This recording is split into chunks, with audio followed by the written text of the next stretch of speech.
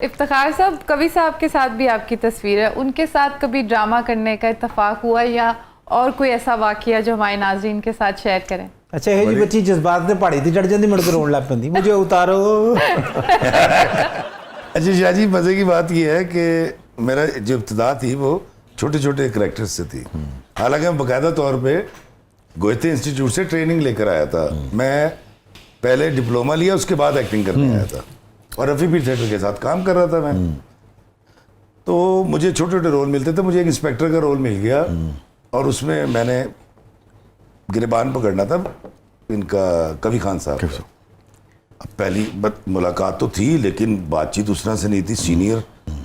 तो मैं जब रिहर्सल कर रहा था तो मैंने हल्का सा पकड़ा, तो उनका ये ख्याल था कि मैं टेक में भी हल्का सा ऐसे पड़ेगा, चल आगे लग इंस्पेक्टर। और आपकी हिम्मत नहीं हो रही थी कि झंझोड़े उन्हें जी ना सीनियर आदमी है। हाँ। इफ़ी बेटा पकड़ो, कवि साहब ने हाँ, और मुझे घसीटो। और जब मैंने ये किया तो मेरे हाथ कांप रहे थे कि यार मैं कवि खान, और वो वाकई जुड़ के बड़ा अच्छा आया। ये जो रिस्पेक्ट थी अपने सीनियर्स की, अपने बुजुर्गों से हट के जिस भी शोबे में आप हैं, आप ऑफिस में हैं, आप अदाकारी कर रहे हैं, आप खेल में हैं, आप शायर हैं, आप इंजीनियर हैं, मगर आपका जो सीनियर है उसकी एक रिस्पेक्ट है, अपने बुजुर्गों की तरह आप उसका भी एहतराम करते हैं। ये आज भी उसी शद्दोमत के साथ बरकरार है या इसमें कमी देखते हैं आप? नहीं जी, इजाफा हुआ है। इजाफा आप समझते हैं कि अब लोग ज्यादा एहतराम करते हैं सीनियर्स का? अच्छा देखें, हमारी जो कौम है, कभी ऐसा नहीं हुआ कि इन्होंने किसी ऐसे शख्स को सोशल मीडिया बुरा कहा जो जिसने बुरी हरकत नहीं की। बल्कि ये ज़रूर है कि कुछ ज़्यादा ही कर देते हैं कई दफ़ा। हाँ, अखलाकी तौर पे ना, ये मेरा कसूर है, मैंने इनको तरबियत नहीं की। मैंने एक साहब को ना एक बड़े मशहूर नावल का ना उसने खुलासा सुनाया, मुझे कह रहा है यार तो ये बड़ी बुरी बात है। मैंने कहा तुमने कभी नावल पढ़ा? कहता नहीं। अब उसको पता ही नहीं कि नावल के अंदर 30 या 40%, क्योंकि एक शख्स ने पढ़ना होता है, उसका सेंसर अकेला है, वो कारी जो पढ़ रहा है, एलिमेंट को यूज़ करते हैं पूरी दुनिया के अंदर होता है। उसको लगा कि ये बड़ी बुरी किताब है। तो बच्चे ने जब पढ़ाई ने नावल, उसको पता ही नहीं है। तो मुझे ऐसे लगता है कि ये बहुत अवेयर्ड बच्चे हैं, ये जानते हैं कि रिस्पेक्ट करते हैं, सारे करते हैं। मेरा जहाँ तक ख्याल है ना, हमें इनको अगर सिखाने की ज़रूरत है थोड़ी सी, तो तहम्मुल, बर्दाश्त, रवादारी, वो थोड़ा सा मुझे लगता है कहीं कमी वाक़या हुई है। क्योंकि मैं आपको मिसाल देता हूँ, एक बंदा है, उसने कुछ आ जाती है, रील आ जाती है किसी की भी, कोई आगे देख ली, उसने क्राइम कर दिया, भाई आप उसकी रील बना के डाल क्यों रहे हैं? आप पुलिस को दें, उसको ख़त्म करें। कोई चोर पकड़ा आपने मिसाल के तौर पे, पहले उसकी वीडियो बनाई, फिर उसको मारा, फिर उसको पुलिस को दिया। अब सब कह रहे हैं एनू फाए ला दो, खरबूजे चोर नू फाए नहीं लाईदा, ये बताना पड़ेगा। और ये हर कौम यही करती रहेगी। मगर इफ्तिखार साहब, वो जो फाज शेख की वीडियो वायरल हो रही है, जो हमारे वेटरन एक्टर के साथ उन्होंने किया है सेट पे, हंसी मजाक, डिसरिस्पेक्ट जो भी है, बहुत से लोग कह रहे हैं इसको ये डिसरिस्पेक्टफुल बिहेवियर है, इस पे आप क्या कहेंगे? जब सेट पे यंगस्टर्स मिलके, लीड के जितने भी अब नए फिल्म स्टार्स आ रहे हैं, एक्टर्स, अपने वेटरन एक्टर्स के साथ ऐसा बिहेव करते हैं, तो उससे क्या असर होता है? इस हवाले से क्या कहेंगे? उन्होंने बड़ी अच्छी बात की है, वो मैंने भी इत्तेफाक से देखी। देखे जी, बुरी बात को तो कोई अच्छा कह ही नहीं सकता। तो जितना आप सब बुरा समझते हैं इस बात को, उतना ही मैं भी इसको समझता हूँ। लेकिन मेरा मानना ऐसा है कि हमारे शोबिज़ के अंदर शायद एक दो, देखें जिस तरह सोसाइटी में अच्छे बुरे लोग होते हैं तो वो हमारे उसमें भी हैं।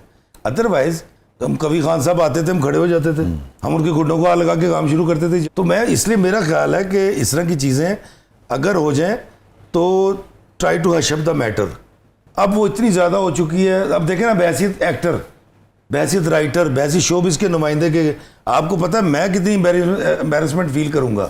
और मुझे ये सवाल सब कर रहे हैं। मैं ये बार बार बता रहा हूँ कि हमेशा ऐसा नहीं होता। हमारे सेट में बड़ा शुगर लगता है, बड़ा मजाक होता है, और ये जो हुआ है, और ये होना नहीं चाहिए था। अगर हो गया था फिर इसको सामने नहीं आना चाहिए था। देखें शाह जी, हर चीज़ को बना के अगर आप डाल देंगे ना सोशल मीडिया पे, तो सर इस तरह तो इल्ज़ाम सिर्फ शोबिज़ पे नहीं लगेगा, माशरे का भी किसी भी इदारे की चीज़ जब आती है उसको होता एक वाक़या है, ये भी एक वाक़या है। अब क्योंकि शेयर इतना होगा, आप भी कर रहे हैं, मैं भी कर रहा हूँ, वो भी कर रहे हैं, उससे क्या होगा? ऐसा लगेगा सारा शोबिज़ बुरा है, हालांकि ऐसा नहीं है।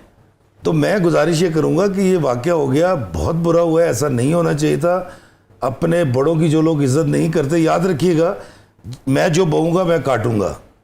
मकाफाते अमल ये है। बिल्कुल सही कह रहे हैं। ओवरऑल देखिए हर शोबे में अच्छे भी लोग होते हैं, बुरे भी लोग होते हैं। और सच्ची बात ये है, मुझे तो ये इसकी डिटेल का पता नहीं है जी। मगर अभी जैसे आपने बात की, मैं से भी एक चीज़ ज़रूर कहूँगा कि मुझे चूँकि इस इंसिडेंट की बिल्कुल तफसील नहीं पता जिसका जिक्र हो रहा है, मगर ये जो हम कोई भी चीज़ बाज़-औक़ात हम बीच में से वो कर देते हैं ना, हम बात कर रहे हैं, हो सकता है बात करते करते हम किसी वक्त हाथ पे हाथ मार के हंस दें, हो सकता है किसी वक्त एक चीज़ में गिर रही और मैं आपको एकदम से रिक्वेस्ट करूँगी 1 सेकंड प्लीज आप ठहरिएगा।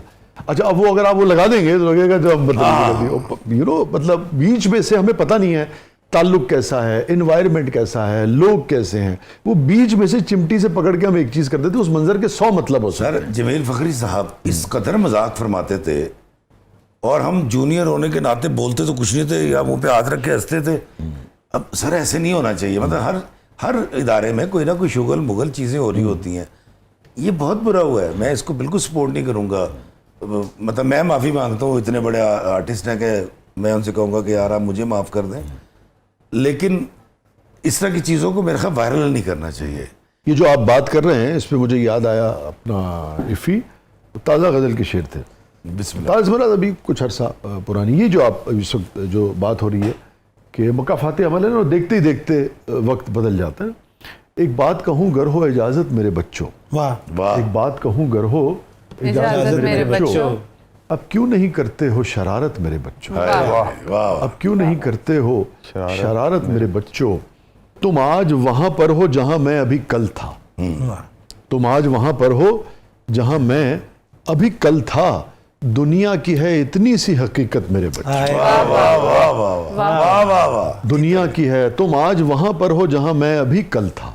अभी हम बात कर रहे थे ना, छोटा सा था, अभी कल की बात हाँ, लगती है कल। ना। अभी तुम आज वहां पर हो जहां मैं अभी कल था, हाँ। दुनिया की है इतनी सी हकीकत मेरे बच्चों, एक बात कहूँ है ये बुजुर्गों की अमानत, वाह एक बात कहूँ है ये बुजुर्गों की अमानत, घर में है बुजुर्गों से ही बरकत मेरे बच्चों।